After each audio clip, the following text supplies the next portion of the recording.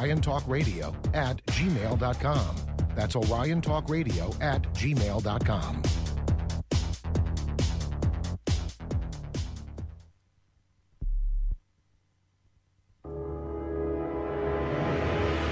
In a world of big money power, accidents don't just happen, and coincidence is only an excuse for the guilty. Welcome to the Conspiracy Chronicles. The only thing we have to fear is fear itself. Nameless, unreasoning, unjustified terror.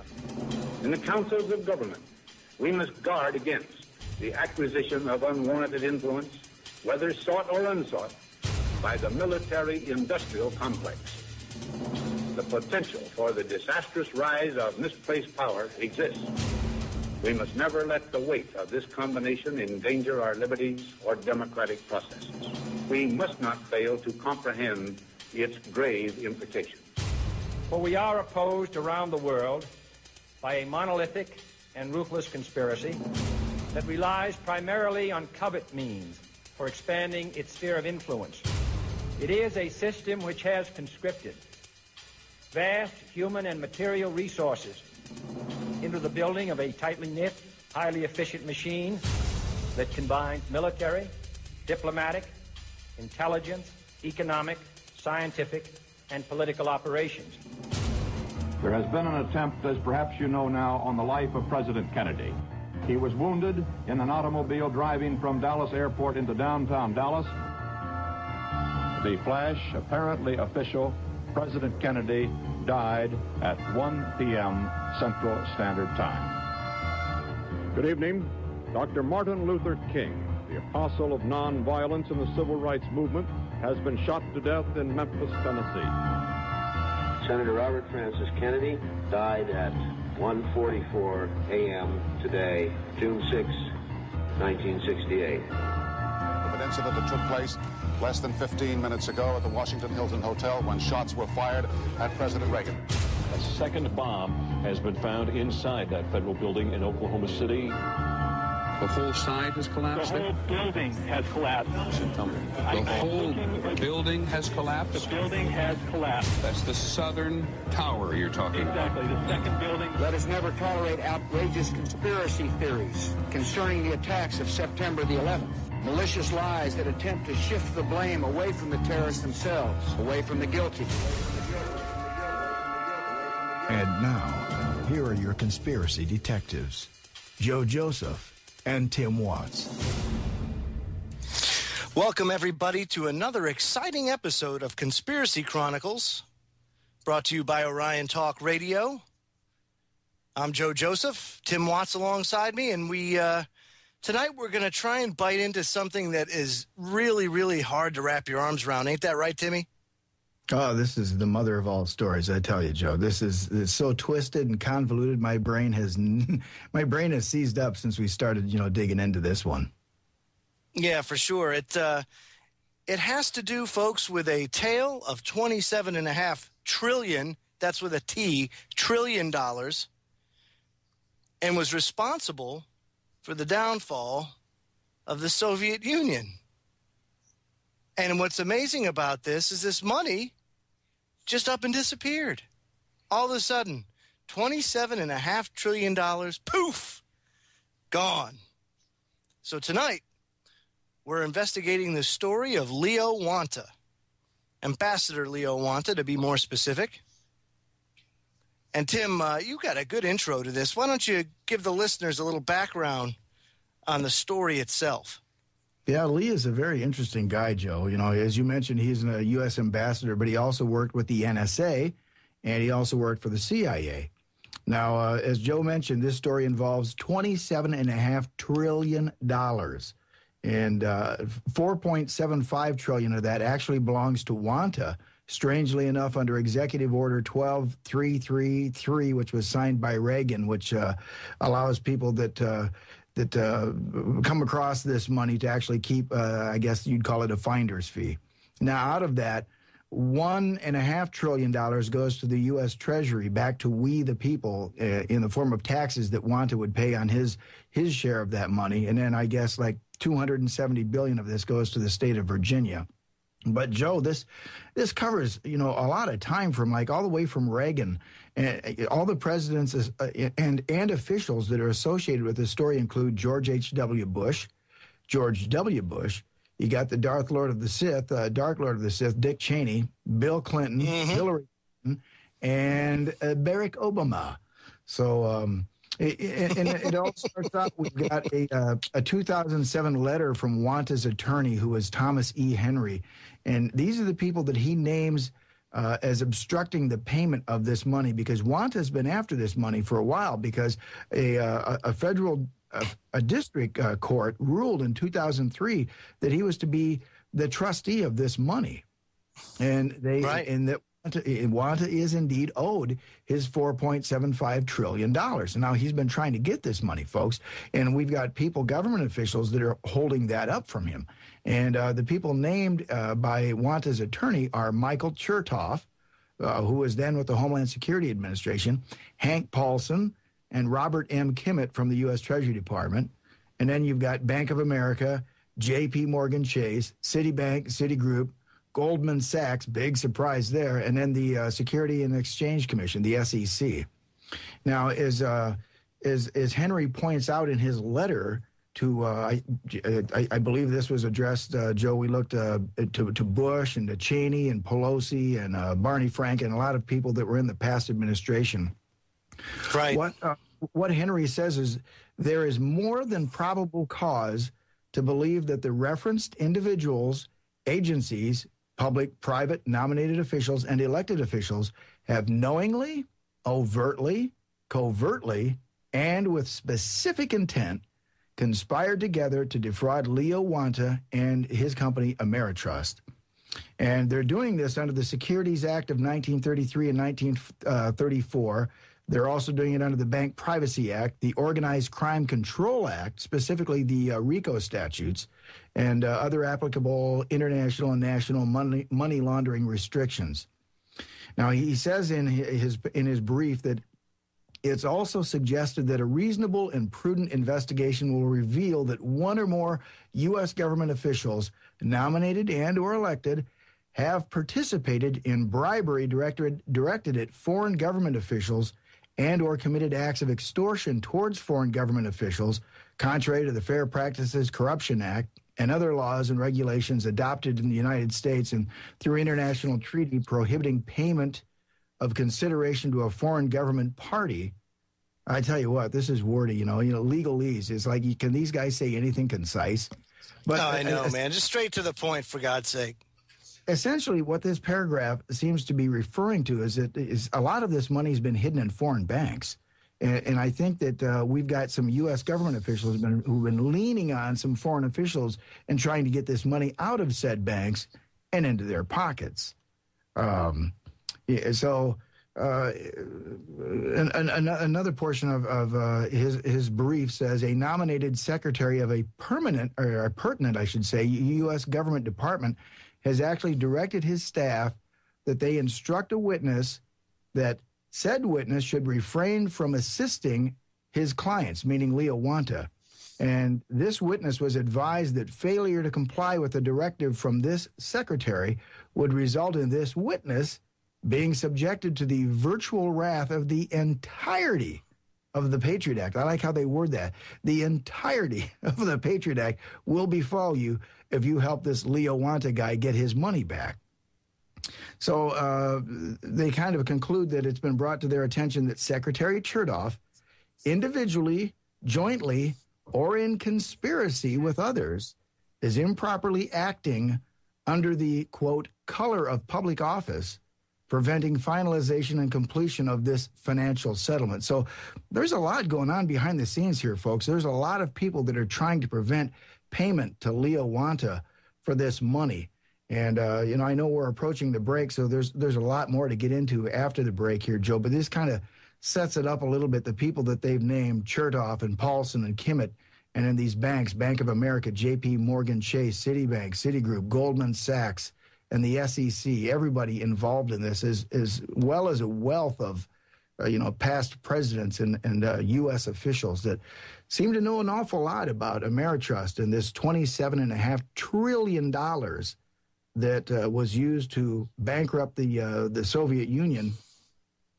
And gosh knows, what it's being used for right now, if it's actually being used to prop up the United States or if it's going to be part of this financial collapse. Well, one thing to add, so people understand how many congressmen actually know about the Leo Wanta money. My old partner, Griff, who started the journey with me on this Leo Wanta fact-finding expedition, actually called Eric Cantor's office and talked to the aide. And the aide and Eric Cantor himself were intimately familiar with the Wanta funds and would not even touch the subject with a 10-foot pole. So when we come back, we're going to dive into the Leo Wanta story now that you have a good foundation. So sit back, stay tuned. It's really interesting to dive into these conspiracies, and devoting the Sunday show to the Conspiracy Chronicles theme.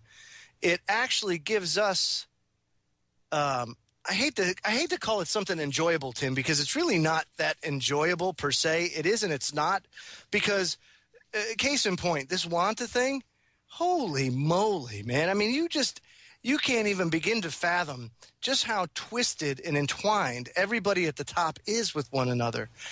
For example, the Clintons and the Bushes just loving each other up. All clamoring for some money. Oh, yeah, and that's really what it's all about. At the end of the day, these people just don't give a shite about us or anybody else. It's just about them being as rich as they possibly can be to buy up as much tangible assets and things prior to the collapse. Because remember, paper money is going to be a way of the past here very soon. It's not going to be much longer now that all these fiat currencies come down in a big, fiery crash.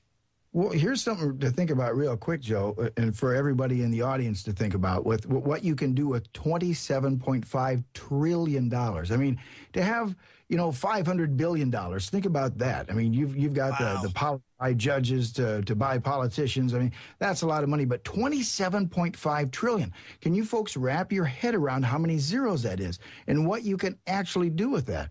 I mean, yes, you can buy judges, you can buy politicians, but, you can also produce secret technology. There's a lot of things you can do covertly behind the American people's back. I mean, look at what the defense industry budget is this year, Joe. I mean, this thing, how many defense budgets could you get out of $27.5 trillion?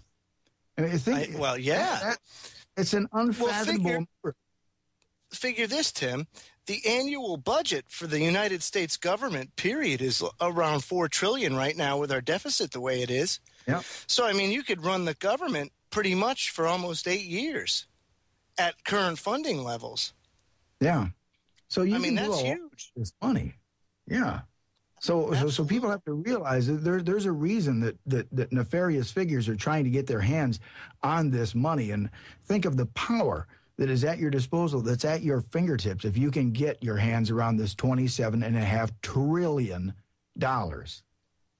Yeah, so let's dive into a little bit of the history of Leo Wanta, and for that, I'm going to bring up this article. It was a News with Views article written by David Dash, and it's called "The Case of Ambassador Leo Emil." That's E-M-I-L Wanta. And he goes in to say, Leo Wanta, and now he'd be 71 years old, could have been one of the richest men in the world.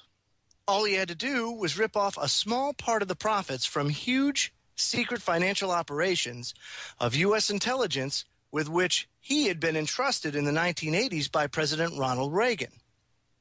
Operating under several code names, i.e. Stillpoint, Frank B. Ingram, Rick Reynolds, Lee Wanta used his exceptional skills to destabilize the Russian ruble and to prompt the fall of the Soviet Empire. Tim, one thing that I never knew before this all occurred was that this was the cause of the Soviet collapse, because you always hear the story about how we spent them into bankruptcy or we spent them into collapse just because of the extreme military buildup of the 70s and the 80s, the arms race. I mean, it was very prevalent during the 80s. A lot of our younger listeners may not understand that, but, at one time we had a 600-ship fleet. Yeah. In the U.S. Navy. That's unbelievable. 600 ships in the Navy. Now we're down to less than, we're on about 250. To give you some idea of just how incredible of a force we had built up in the 1980s. And one would think that what you see on the outside is what happened. But what's interesting, Tim, is a lot of wars these days aren't fought in plain sight. The real wars are fought behind the scenes. And Absolutely. This right here was like the mother of all wars, man. And you don't think the Russians haven't figured this out? I mean, if we're talking about this right now, you got to figure there's a few people over in Moscow that are just a little bit pissed off about this. Absolutely. It continues on. It says, as a result of Wanta's operations conducted from Vienna and extending as far as Hong Kong, huge sums of money had been amassed in various banks and tax-free havens all over the world. Working with several trusted intelligence operatives and financial experts, Wanta engaged in many secret deals on behalf of the United States government. The profits from them grew to an approximate $27.5 trillion. Wanta still holds the golden keys to the money that the late president wanted to be used for the benefit of ordinary Americans. The money was never intended to enrich the establishment, the super rich, and the most powerful. True to Reagan's direction, Leo Emil Wanta refused to release the funds, which had been diverted to numerous private overseas accounts. But despite his efforts, a large part of U.S. intelligence stashed monies were essentially looted by corrupt U.S. political crime families. You would recognize them and their well-known names if you heard them. And in this case here, we're talking about the Bushes and the Clintons, two of the biggest crime families in the world. And maybe we should just back up for a moment here and tell folks how this front company could exist that Wanta put into place, or these many front companies, because it came under this Executive Order 12333 that Reagan set up, and it was something that he intended to benefit our nation. These companies could be established abroad by U.S. intelligence agencies and our agents to supposedly identify threats. Now, the example they give, like in most countries, if a drug shipment is worth $200 million and it's reportedly seized, an informant or an agent of the United States can earn a percentage of this shipment's value. And so this is how Wanta came across this money. So he set up these Title 18, Section 6 corporations established by our intelligence agencies, and this is how all of this money was garnered.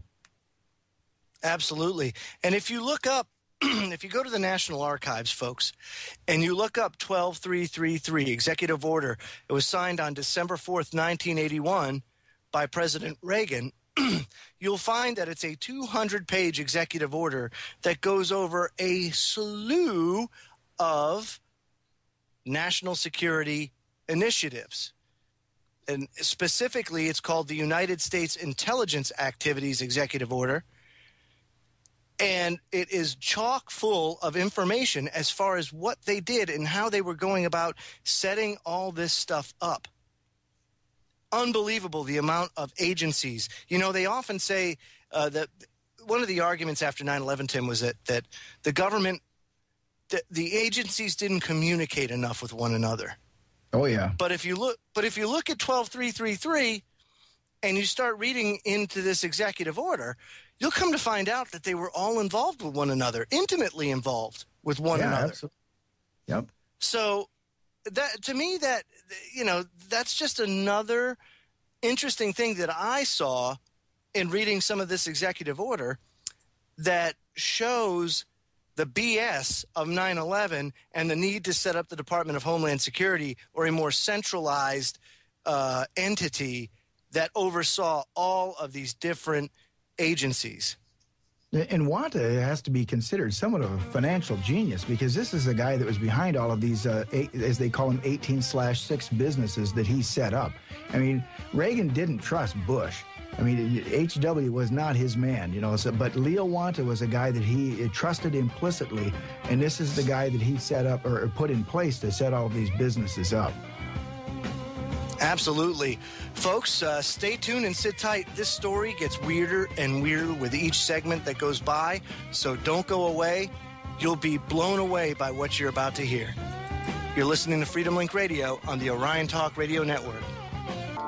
Folks, if you want to email the Freedom Link Radio or have a tip to give us on some sort of conspiracy you would like us to talk about, email us at thefreedomlink@centurylink.net. That's thefreedomlink@centurylink.net.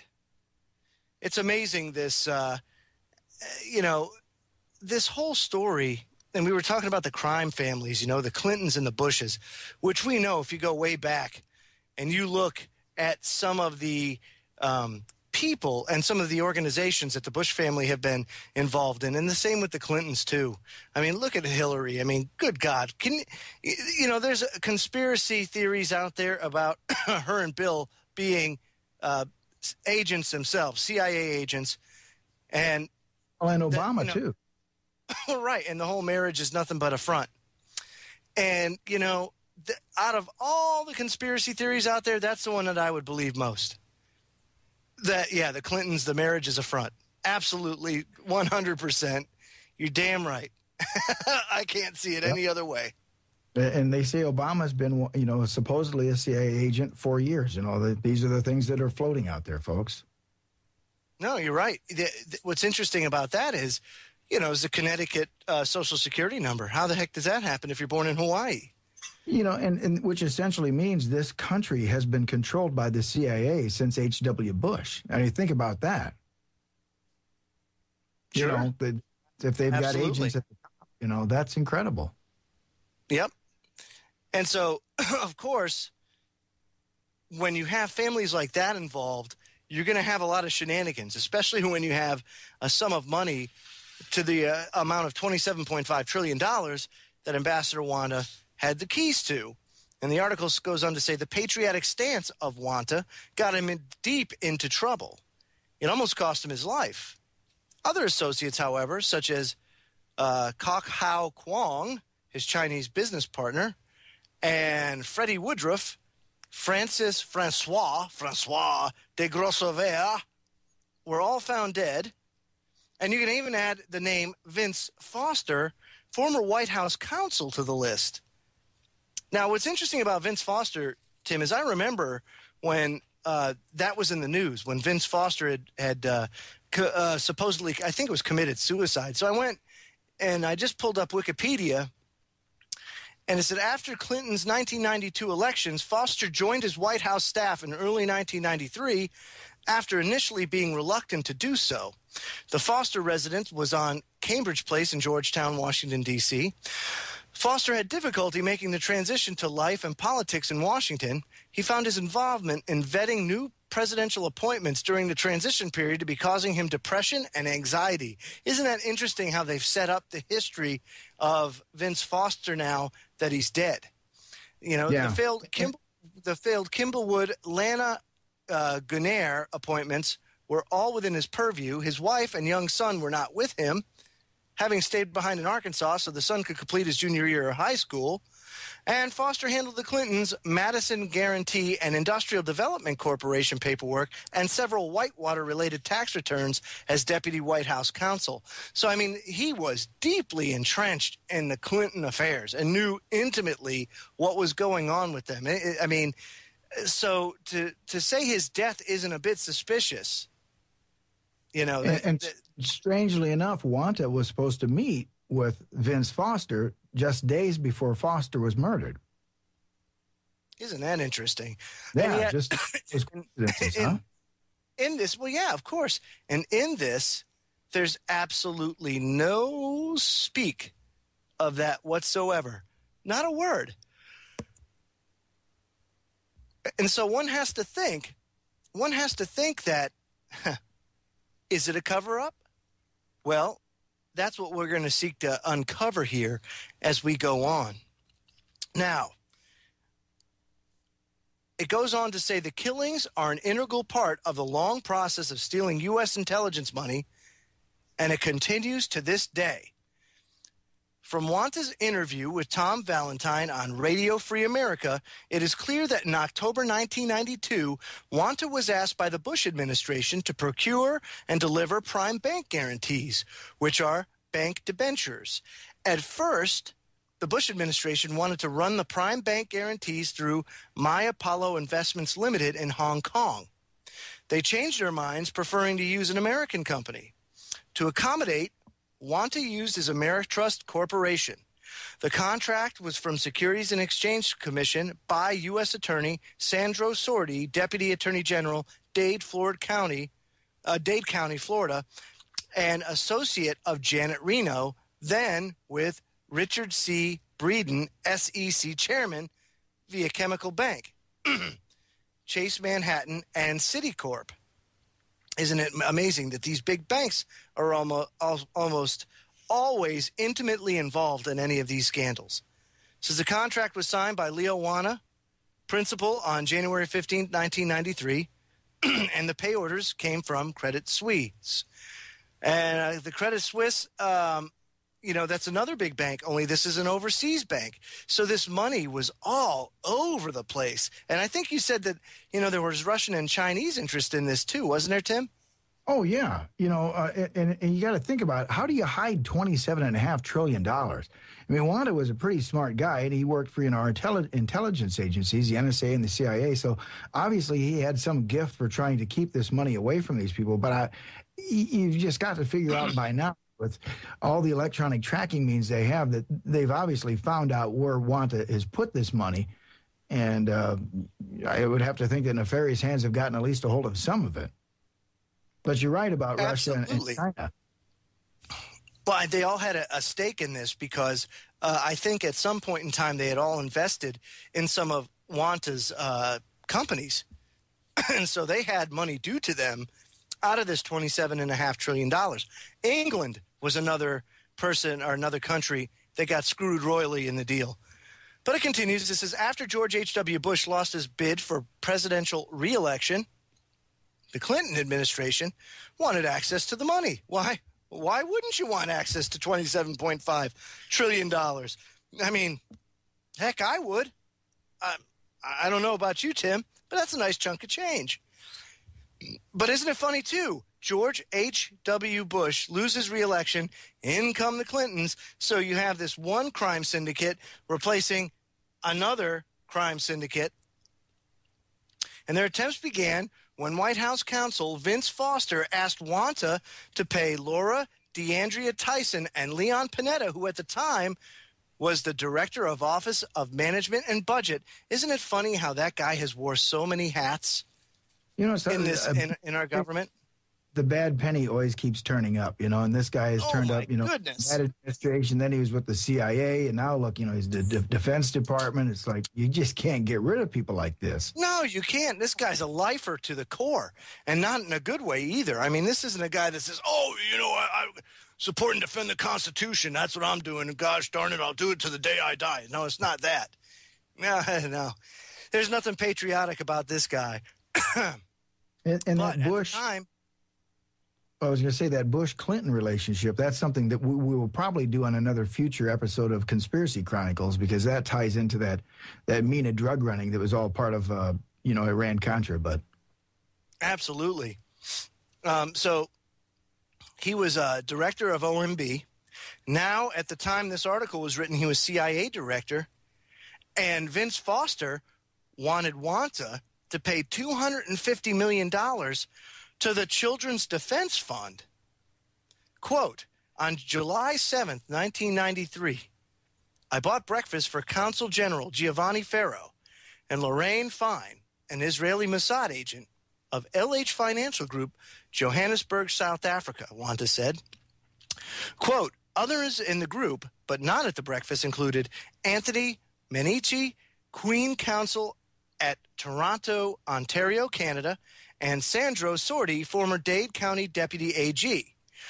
We had verified that Deputy White House Counsel Foster made hotel reservations for everyone in Geneva. The hotel rooms, his itinerary, and air travel plans are on his American Express card, Wanta continued. The group having breakfast at the Hotel au Lac in Lausanne that day, July 7, 1993, planned to take a train to Geneva to meet with Vince Foster later that day. I had no idea Panetta was coming. I never saw him. Fine had too much luggage, and I was carrying a blue nylon bag containing all of my files. Heavy, weighing close to 100 pounds. So we opted to go to Geneva by taxi, a 20-minute ride. Foster and his group were to join us at the Hotel Le Pay in Geneva to discuss the deal. And we'll continue with the story when we get back from break, 3 minutes time. You're listening to Freedom Link Radio, Conspiracy Chronicles. Don't go away. Welcome back, folks. Don't forget, immediately following the Conspiracy Chronicles tonight, we have the Information Nation with Ken from 9 p.m. to 11 p.m. Eastern.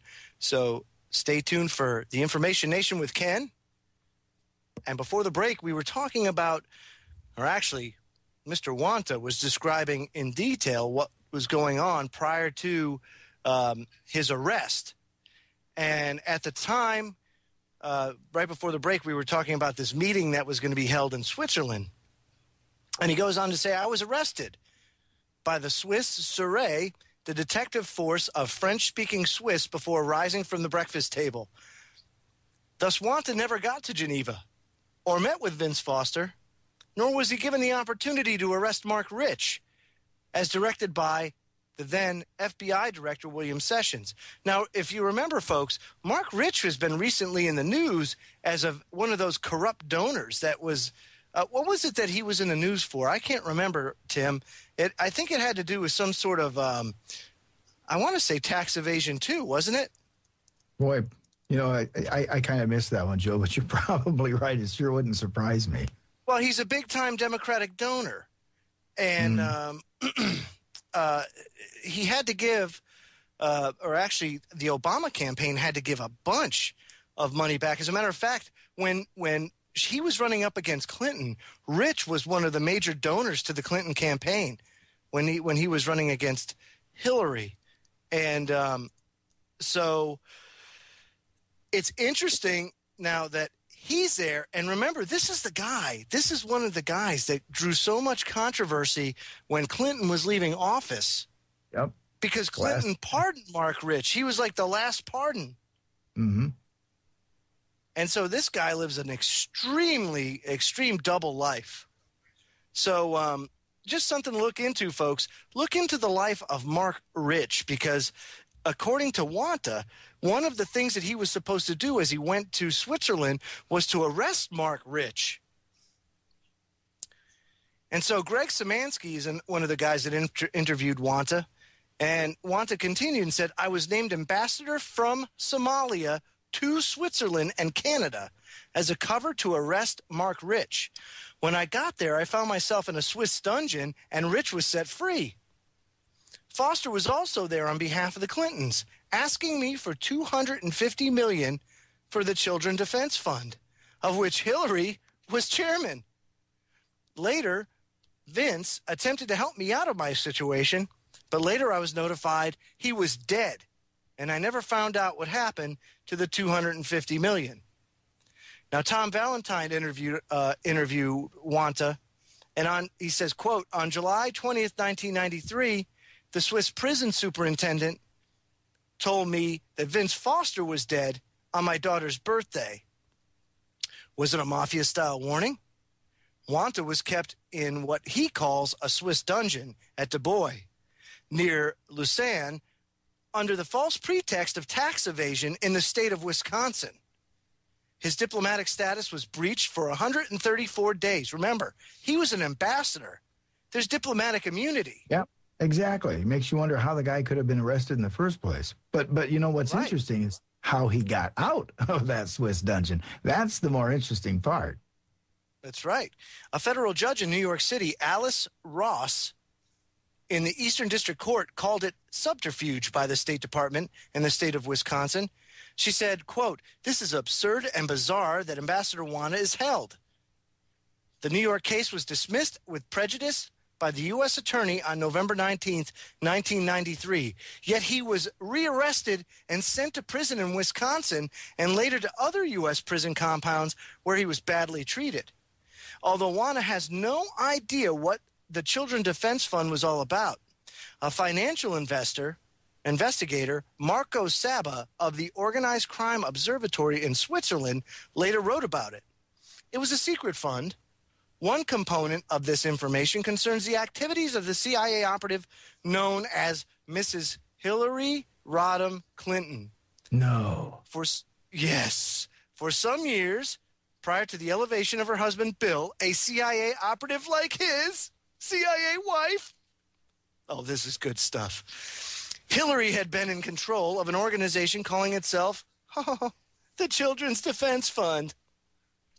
It is alleged on the basis of intelligence community leaks that Hillary became accustomed to treating the Children's Defense Fund as her own private slush fund. Now let me ask you something, man. In all honesty, right? I got $250 million, and it looks like my grill got caved in by a Peterbilt truck going 60 miles an hour. Wouldn't you dump a little Botox, little coin into that face there, little grill, get it repaired, you know? Get you a little bit of Bondo, baby. That's what I'm saying. And what an innocuous little name, the Children's Defense Fund. Yes, all for the children, you know, all for the children. Always for the children.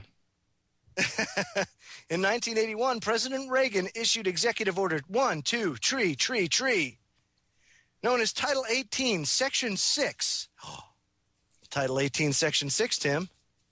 Yep. It authorizes U.S. intelligence services to operate corporations for intelligent purposes and deny any intelligence community connection. In other words, they could lie about their real corporate purpose. Can you say Facebook and other nefarious corporations? Google. Yeah. So, thank you, Ronald Reagan. If there's one thing, you know, looking in hindsight, I'm sure Mr. Reagan, if he was alive today and not drooling on himself, wasting away from Alzheimer's, but if he had his wits about him, he would probably say, good gracious, the road to hell is paved by good intentions. And boy, it was my intention to make sure that the intelligence service could do these things in order to make money with which we could go forward and pay off the national debt and pave the roads with gold and everything else. But just like everything else, it got hijacked. And look at what we have now. And don't we see that today in our society, Tim? Take, for example, the Tea Party. Started off with great intentions. Started out with a great purpose. Had nothing to do with any party affiliation or anything like that. Yet, look at how it was corrupted and hijacked. And now look at it today. Yeah. This goes on all over the place. And so every time I hear these things about President Reagan, and I don't know the guy, and I'm not going to judge. I don't judge anybody, but I will tell you this. He really came off to me as being extremely naive. What's your thoughts?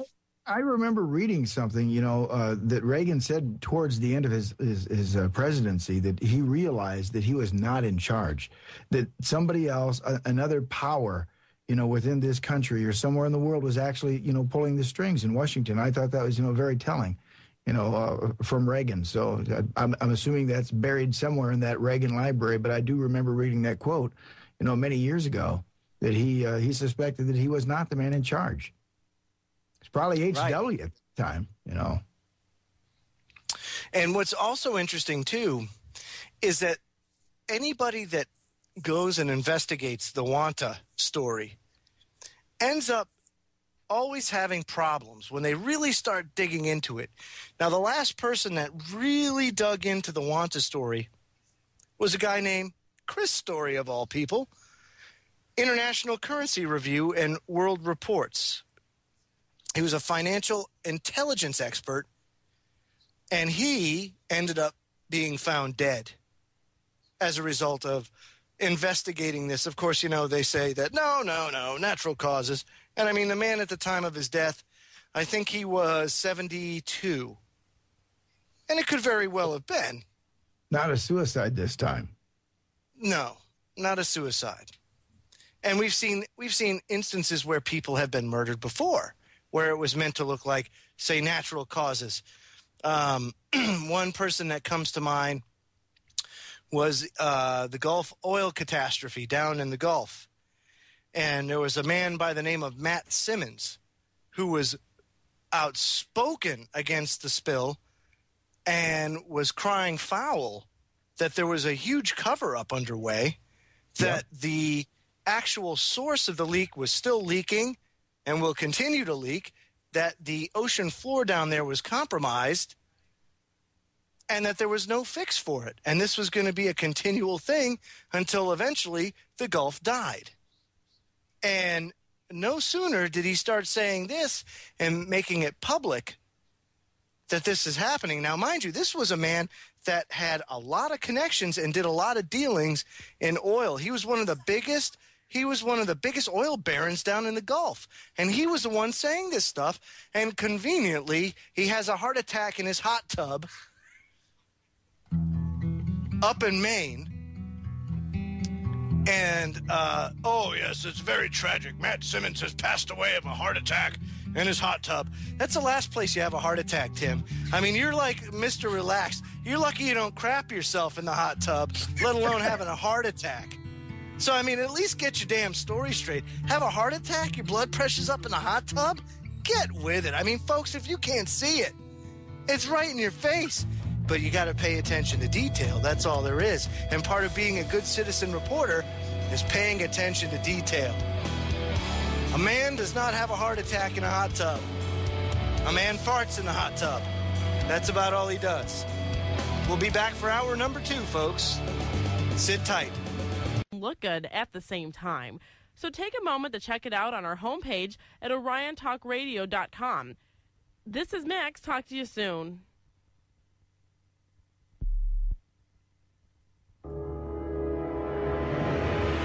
In a world of big money power, accidents don't just happen, and coincidence is only an excuse for the guilty.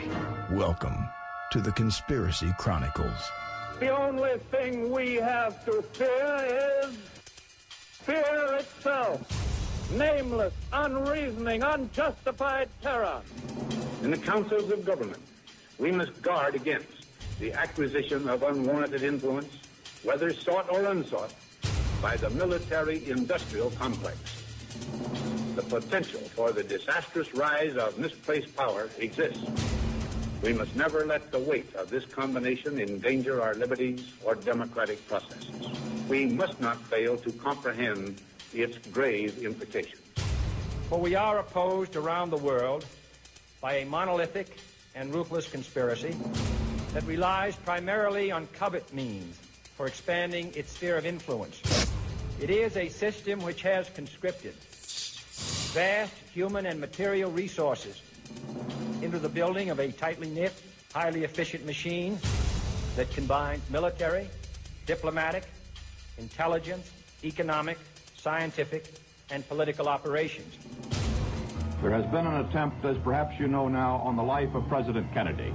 He was wounded in an automobile driving from Dallas Airport into downtown Dallas. The flash, apparently official, President Kennedy died at 1 p.m. Central Standard Time. Good evening.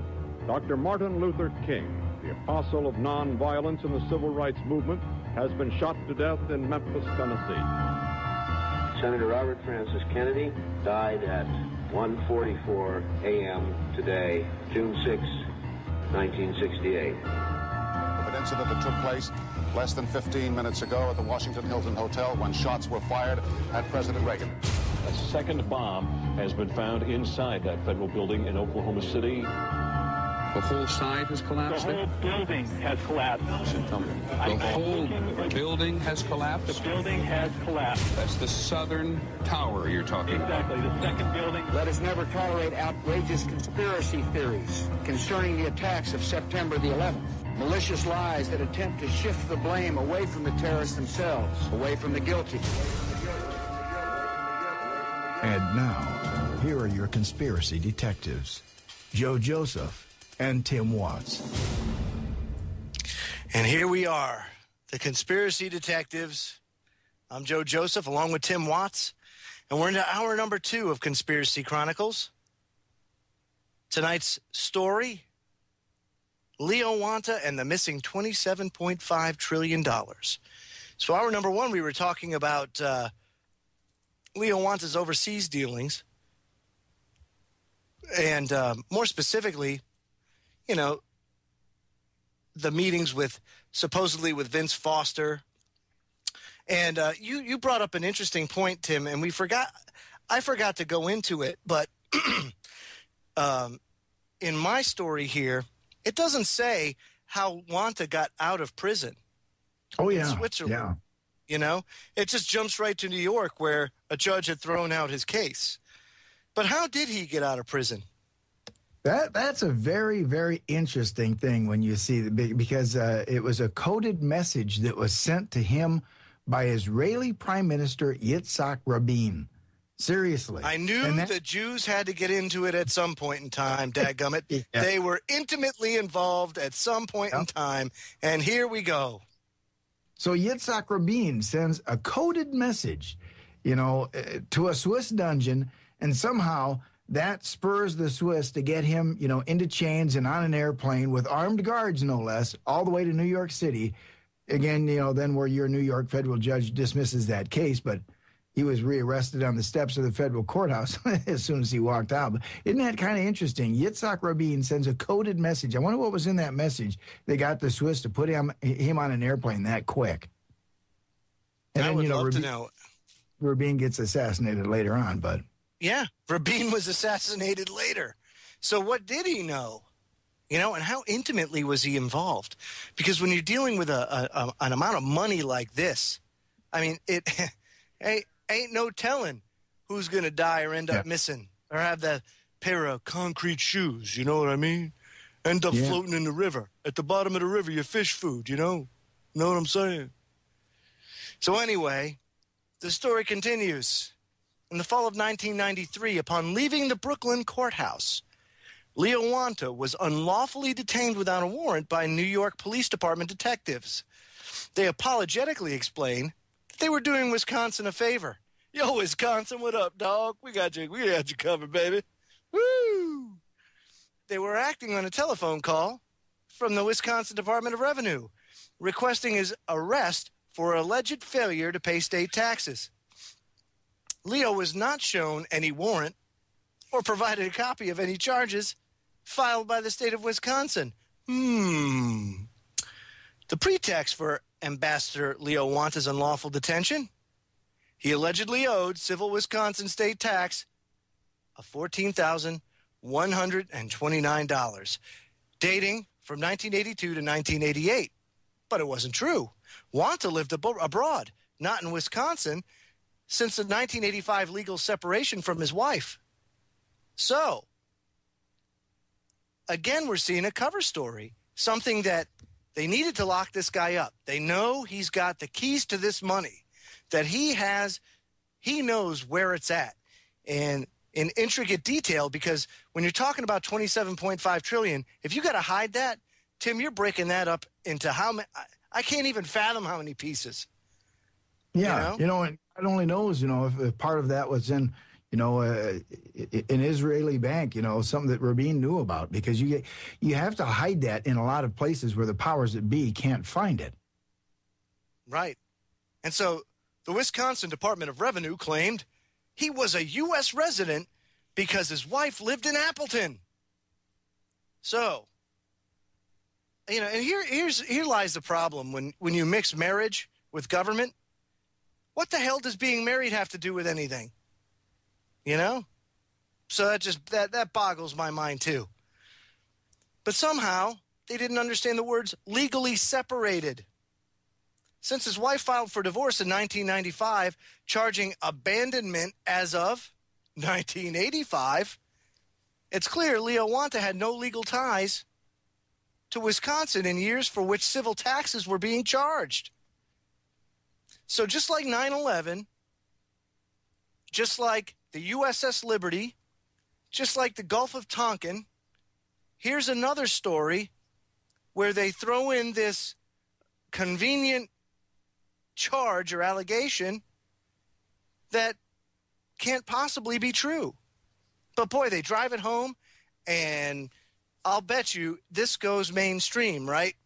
At the time, and Ambassador Wanta's arrested, even if it's brought to light that, he's legally separated as of 1985, as long as the mainstream media sells the government story, that's the way it is. Because people these days just don't have the wherewithal to think for themselves and say, wow, well, he couldn't possibly have been responsible for all that money. He wasn't even here. It's amazing, Tim. It's amazing the amount of just how stupid they think we are. And to an extent, they're right, don't you think? Yeah, oh, absolutely, Joe. People do, you've heard me rail against the mainstream media over and over and over. They are nothing more than a mouthpiece. It's a disinformation and propaganda machine that is meant to keep us in the dark. But, didn't he pay that? Didn't want to pay that bill like twice in Wisconsin? Yeah, as a matter of fact, yeah, he did. He did, yeah. And I think it gets into that. It says Wanta had been notified of the illegal civil state tax assessment while working in Singapore on U.S. government business. Wanta remitted the $14,120 on May the 15th, 1992. Wanta sent the money from Singapore via telegraphic transfer by Malaysian banking Barad. It was sent in favor of Wanta's Wisconsin attorney, Thomas Wilson, and was deposited in his attorney trust account with Bank One, Appleton, Wisconsin. And it even gives the account number. Yep, and he paid it in June. Right. The falsely demanded $14,129 was duly paid by Attorney Wilson under protest to the Wisconsin Department of Revenue. So in other words, he paid it even though he didn't agree with it, just so nothing would happen, just so there would be no problems. Right. I mean, that's amazing. So he paid in protest. And when you look back into it, Wisconsin tax authorities say there's no record of back taxes owed by this guy, and the Kansas City Internal Revenue Service says the same thing. So this guy's getting set up, and he was smart enough to recognize that, which is why he paid the bill twice within a few months of each other, but yet they still go after the guy. That's right. When we come back, we'll talk a little bit more about Wisconsin, and then we'll get into the nitty-gritty of Leo Wanta. So sit tight, 3 minutes, not a long time to wait. You're listening to Freedom Link Radio, Conspiracy Chronicles. Don't forget to listen to my good friend Popeye and his show Down the Rabbit Hole. Also check out his website, federaljack.com. But his show airs Wednesday and Friday from 10 p.m. to 12 a.m. and again on Sunday from 5 p.m. to 7 p.m. Eastern Standard Time. That's Down the Rabbit Hole with, oh gosh, Popeye. Oh. We're talking about Leo Wanta, a subject that is extremely hard to get around. But the story continues. It says the state tax levied against him was and remains fraudulent. The original Wisconsin tax charged against Leo Wanta were civil, not criminal. Criminal charges of tax evasions were filed only when he insisted he had paid the civil tax assessment twice, once in May and again in June 1992. He refused to pay it a third time. He remained illegally incarcerated without a warrant in the state of New York until December 13th, 1993. At that time, law enforcement officers finally extradited him to Wisconsin, unlawfully, might I add. Wanta has not resided in Wisconsin since 1985 and became a legal resident of Vienna, Austria after June 1988.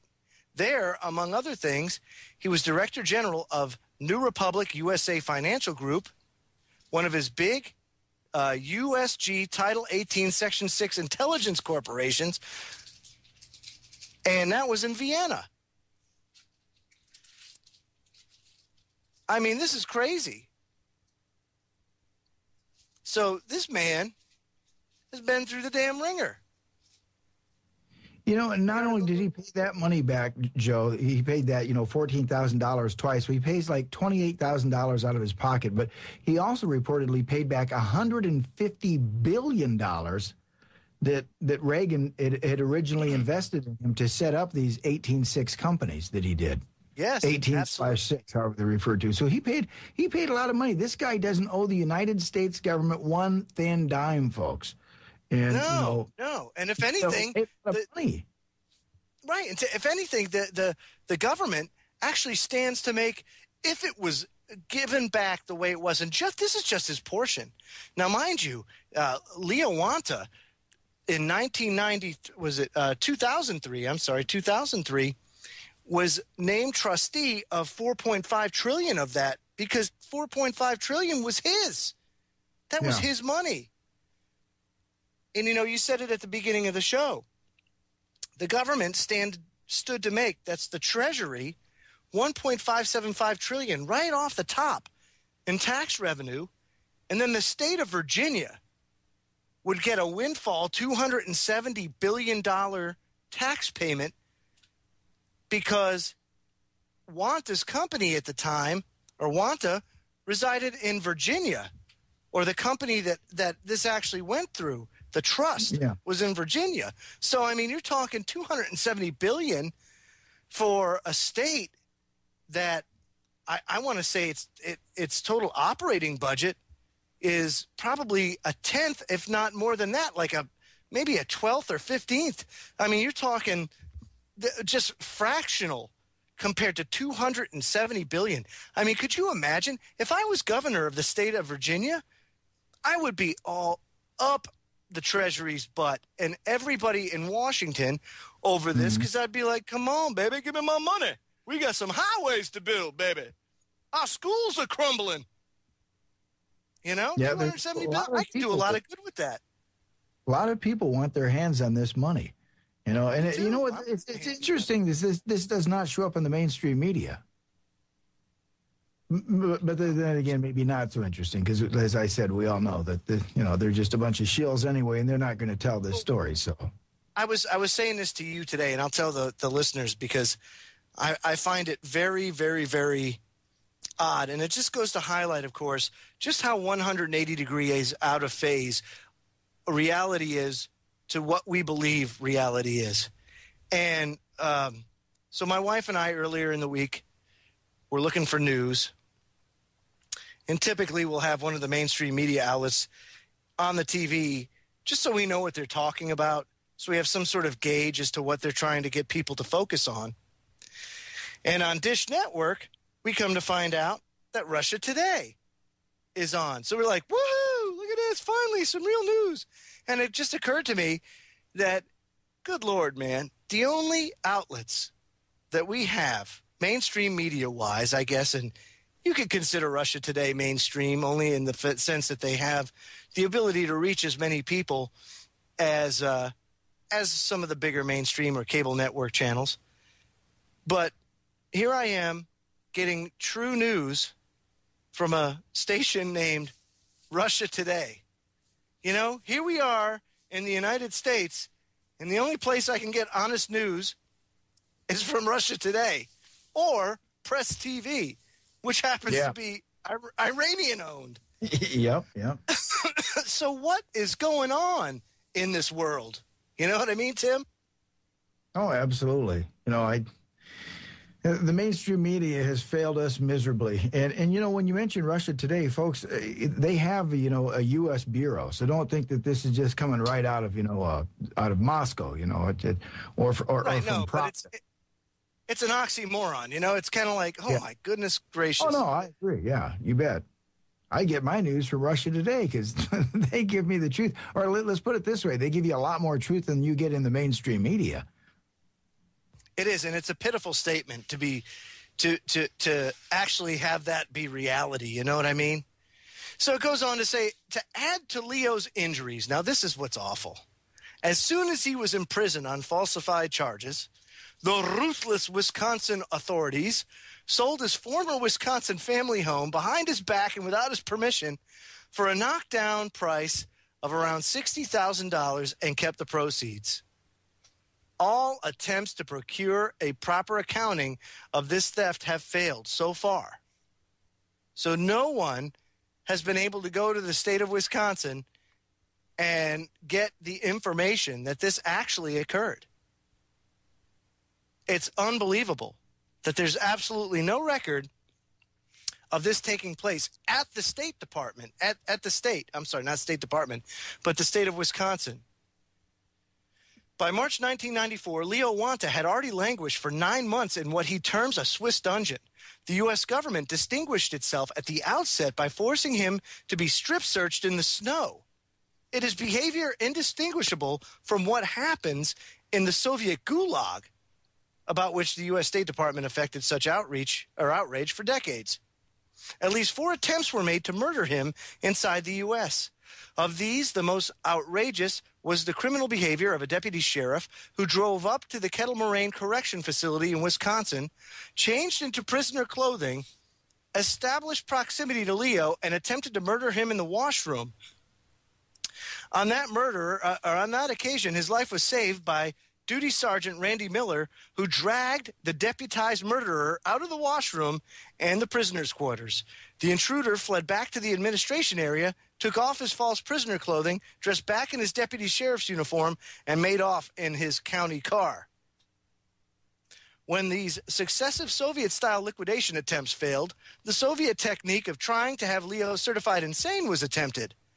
After the 7th attempt, his fate was sealed when Dr. Connie Lee, chief psychiatrist for the state of Wisconsin, mindful of such abuses and fully satisfied that Leo was mentally stable and proficient, refused to go along with the state conspiracy and certified Leo to be of sound mind. After that episode, attempts to delete him from history ceased. So you want to find out what happened to Leo Wanta in the last 10 or 15 years? Stay tuned. We'll go over that in the last half an hour of the broadcast. Don't forget our email address, thefreedomlink@centurylink.net. You're listening to the Conspiracy Chronicles on Orion Talk Radio. Don't go away.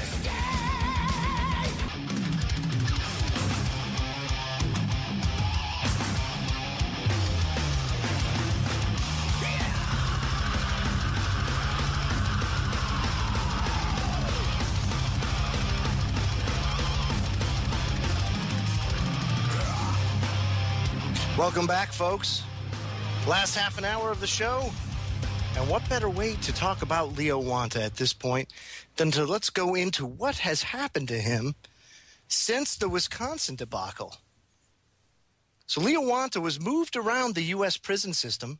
For example, he spent from 1998 until September 2001 at a maximum security facility in the state of Oklahoma. Out of curiosity, Tim, what does that have to do with income tax evasion for the state of Wisconsin? Yeah. And wouldn't you think the guy would have been in Wisconsin, huh? Well, at the very least, he would be in a state pen, right? Not Oklahoma. Sure, exactly. My point, yeah. So they wanted this guy pretty bad. And again, keep in mind, folks, he paid these bills. There was nothing that he owed. They just wanted to put him away. They wanted, where's the money, old man? Tell us where the money is.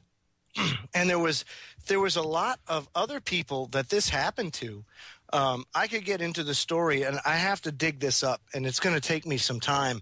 But there was a guy by the name of Michael Promiscuto, who was one of the he was like the brainchild of the CIA. He's still alive, but I hear he's rotting away of cancer in a jail cell somewhere. And when you talk about like weapons developer, that kind of stuff, this guy was just smart. Anything that they needed to know, they came to this guy.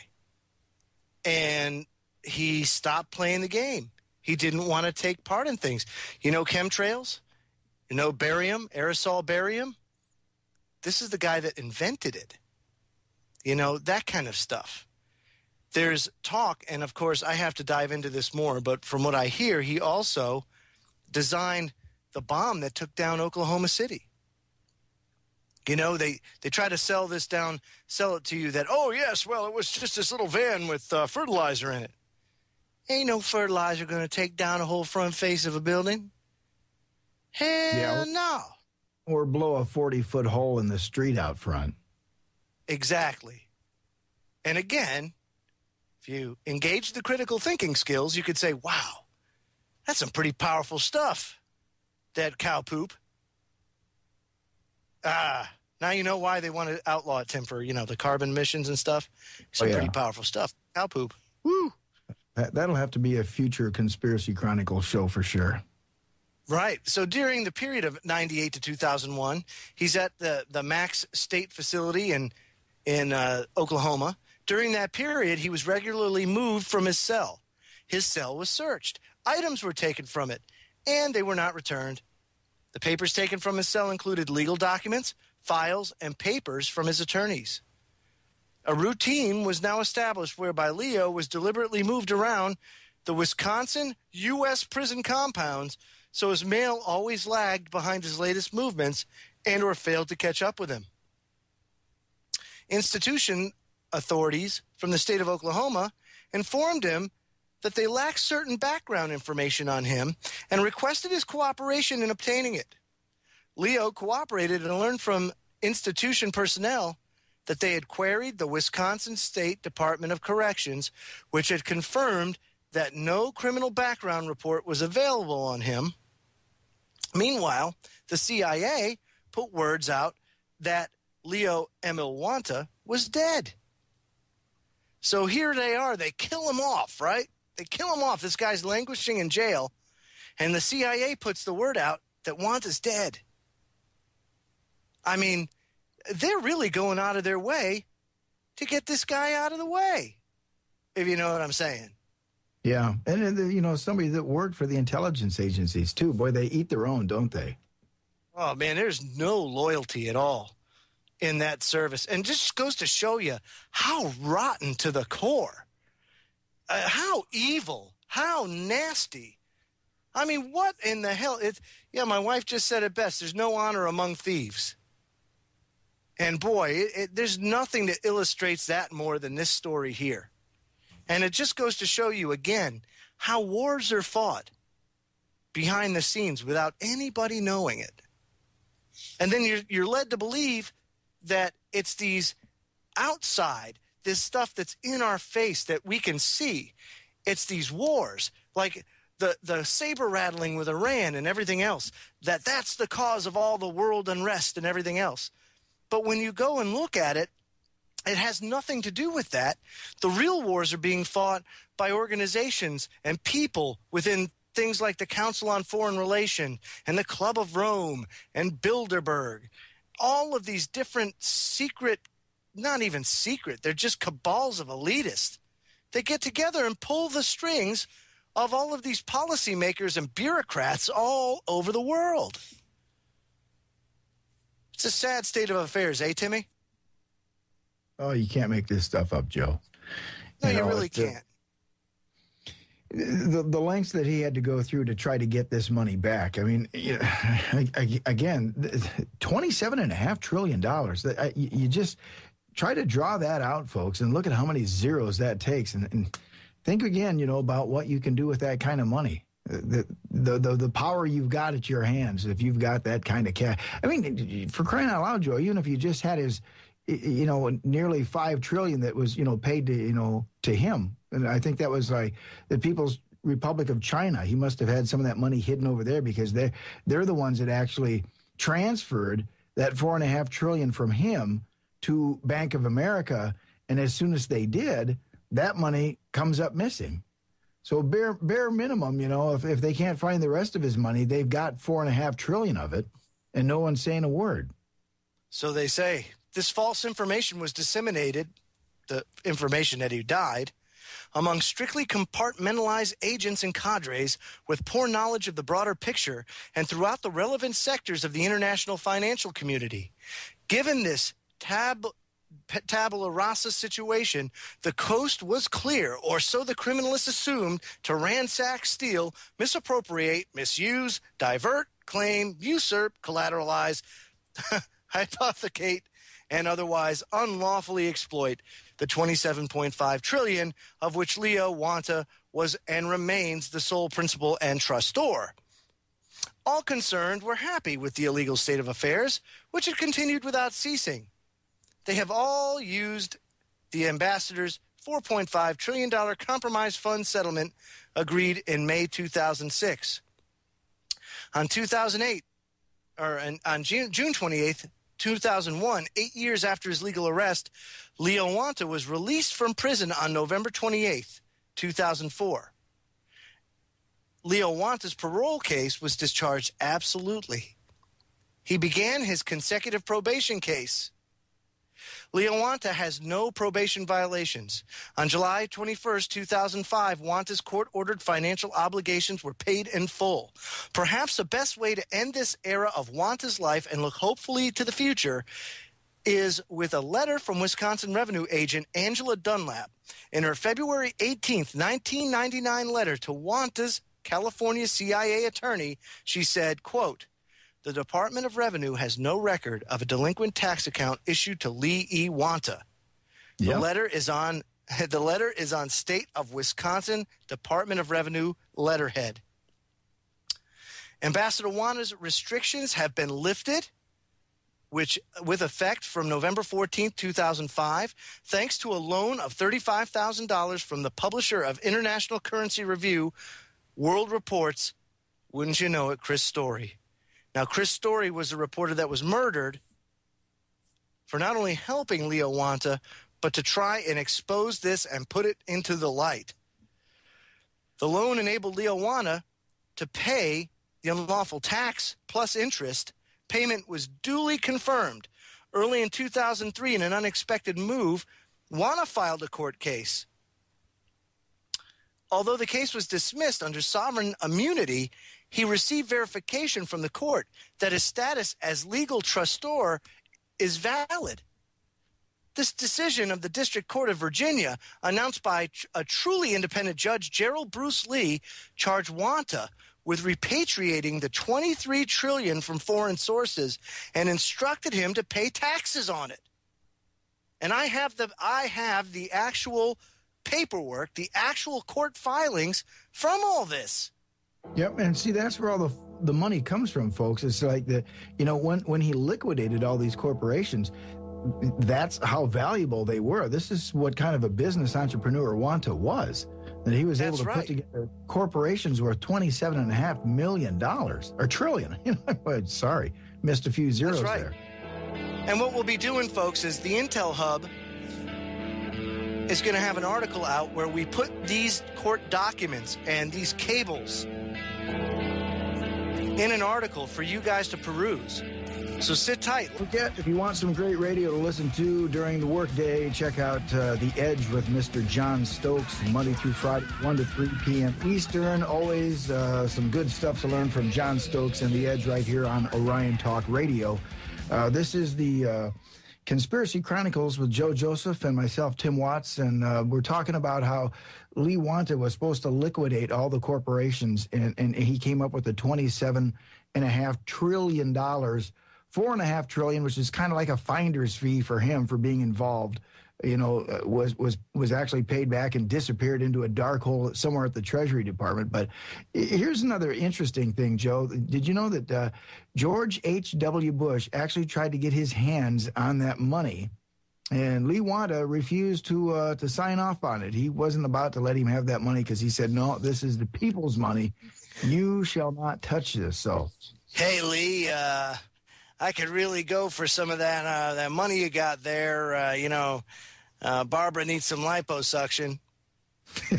and Lee's response was, not gonna do it. Not gonna do it. Hell no, man. Step off, baby. Step off. That's what he was saying.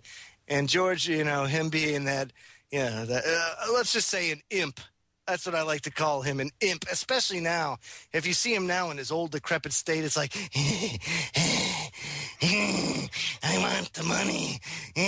He's just that. He's like, what's his face from Lord of the Rings? What's that? Smeagol. Schmeagol, that's him. Yeah, that's what he is. He's Schmeagol. I want the money. That's got to be reserved. 27 trillion. Oh, evil. There's a spot. But I digress. But I digress. Sorry, Tim. That's okay. There's, like I said, there's a spot in hell for HW, for Darth Cheney and W and all those guys, I swear. Absolutely. So in 2006, due to an agreement Wanta made with the Bush administration, $4.5 trillion was wired to Wanta's care of Bank of America in Richmond, Virginia. He has never been able to collect the money and paid he still can't pay the taxes he wants to. $1.575 trillion tax to the IRS. Now, you'd have to think for a second that the IRS would be like salivating. Oh my gosh, $1.575 trillion. Interesting, isn't it? In 1993, Wanta was arrested on a bogus charge of non-payment of Wisconsin tax. In 2010, the government prevents him from paying $1.5 trillion in taxes he openly admits he owes to the IRS on the $4.5 trillion wired to him in 2006. Why won't the government allow Leo Wanta to collect his money and pay his taxes? Think about the interest on that, Joe. Oh my gosh, forget it. It appears an invisible hand in the federal system stopped the money flow. Was the agreed upon $4.5 trillion stolen? Bum, bum, bum. If so, who did it? Bernanke. That's the biggest question. And of course, he goes on to write these letters, and he calls people out. And that's where Paulson and what was some other people that were intimately involved? Panetta. Wasn't Panetta one of them? Yep, Hank Paulson and what's our good friend at HSA there, Chertoff. Chertoff's one of the big guys. Michael Chertoff. I mean, come on, folks. That just does not want to go away. That's right. And he just so happened to have the money to go and invest in the company that goes and all of a sudden puts these body scanners, in all the airports, and he's making money hand over fist. Yeah, isn't that interesting? That's probably part of his role for doing this thing. That little trade off. Okay, I'll do this for you, but I want in on this scam. Right. They all have a way of making money. But you know how what Wanta actually wanted to do with this $4.5 trillion? This will blow your mind. Wanta had the idea. He didn't want to keep this money for himself, $4.5 trillion. He's an older guy. You can only spend so much money. What he wanted to do was he wanted to create a minimum of 2 million jobs in this country by building a high-speed rail system. And that would have consisted of 12 to 14 rail corridors and no tax dollars involved, folks. He was going to build this with his own money. And then he's also offered to buy Lehman Brothers, Bear Stearns, Freddie Mac, and Fannie Mae, along with a few other of the financial disasters that have caused this country's demise. So this guy's been willing to help out. They just won't give him the money. And again, think about $4.5 trillion. The kind That's a lot of damn money. That, yeah. I mean, these guys are leveraging it for their own good. They're not about to let this guy have it back. No, this is of course such not. a sore story. I mean, and folks, we only scratched the surface of this tonight, and you can actually get into it and read all about it. But like I said, we at the Intel Hub, over at the Intel Hub, we're going to do an article on this to where I can put this file on display for everybody to see, because these are the original court documents and correspondence between Wanta's attorney and the White House and the Justice Department and the Treasury Department. I mean, it's all there. This is not conspiracy theory. This is conspiracy fact. We're looking at this stuff in black and white. You can't deny it. And this is why I say it's so important to pay attention, and that don't get discouraged when people call you, oh, you conspiracy theorist, oh, you tinfoil hatter. Because 9 times out of 10, you're on the trail. You know, you may be a little bit off the trail when you're like, oh, gosh, Nibiru's going to crash into the Pacific Ocean. Good God, googly moogly. You know, then you might be a little bit overboard. But when it comes to this, when it comes to wars that are fight behind the scenes, you know, when you fight these wars behind the scenes, this is the stuff that makes the difference. It's not the stuff that you see on the news. That is all pomp and circumstance. That's all that is. It's the stuff behind the scenes. Go ahead, Tim. One thing that comes to mind for me, Joe, is, you know, if we got that money back, you know, 20 so it's okay, so he gets $4.5 trillion. So we get roughly, you know, $23 trillion for the U.S. economy. I mean, folks, think about it. That's our money. That's our money, because Reagan, you know, fronted him $150 billion, which he paid back. He gave him $150 billion and says, okay, you start up these companies and go make me some money. I mean, that's how much Reagan trusted him. Again, he didn't trust H.W. Not going to do it, but he trusted Wanta. You know, and he gave Wanta this money. So Wanta makes all this money for us. So this $23 trillion is our money. That belongs to we the people. This should upset you because somebody else is trying to get their hands on that. Now, if you look back at what happened with the bailout we've talked about, Senator Bernie Sanders said that the government gave out $16 trillion in bailout money. And some people say that number's as high as $27 trillion. But isn't that interesting? So think about throwing $23 trillion back into the coffers for us right now if somebody would just release that money. But no, that's not going into the American coffers, folks. That's going into somebody else's pocket. And you can bet your money. That's play money. Powers that be got their eyes on that. Yep, that's play money for the powers that be.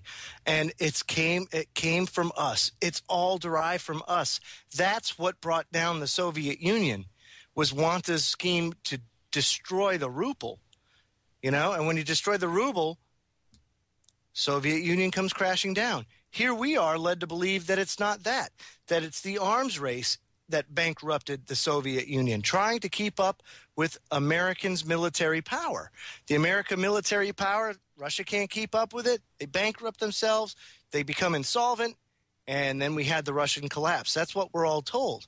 But the truth of it is something totally different. And it's amazing that we don't have any public record whatsoever of this going down, that there's no mainstream media coverage at all of this. It makes me sick that the press they are so complicit in this. They turn their head the other way. Yeah, you're unbelievable. These guys. Espionage at its finest, folks. Espionage at its finest. You know, and pay attention to this, folks. If you see a story that you want us to cover on Conspiracy Chronicles, by all means, email it to us, thefreedomlink@centurylink.net. That's thefreedomlink@centurylink.net. We got a couple of good shows coming up this week. On Tuesday and Thursday, we've got Jim Fetzer coming on the program to talk about 9/11.